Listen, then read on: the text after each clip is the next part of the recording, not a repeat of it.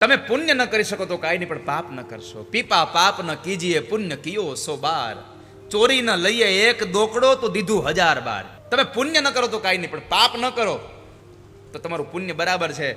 અને કોઈને 1000 રૂપિયા આપો નહીં તો કાંઈ નહીં, પણ કોઈનો એક દોકડો ચોરી ન લ્યો ને તો તમે 1000 વખત આપ્યા બરાબરનું પુણ્ય તમને પ્રાપ્ત થાય. ઘણા લોકો એમ કહેતા હોય, મને પૂછતા હોય કે અમારા ઘરમાં અનિતિનું આવતું હશે.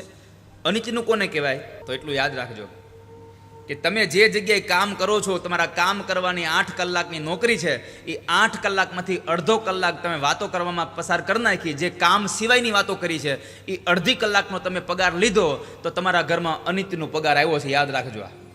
તમારા હક સિવાયનું કાંઈ પણ આવ્યું એટલે અનિતિનું છે. અને અનિતિનું આવે એટલે એ નીતિનું હારે લઈને જ જાય, એમને એકલો જાય જ નહીં.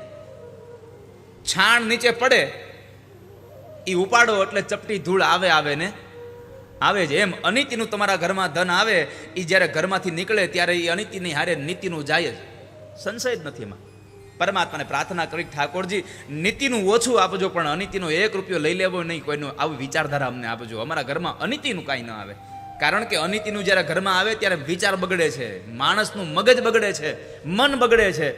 અને આ બધું બગડવા પછી આપણું જીવન બગડી જાય છે. હાવ જીવન એળે વયું જાય છે. માટે તમે આપ સૌને પ્રાર્થના છે મારી, ક્યારેય પણ અનિતિનું આવે નહીં ઘરમાં.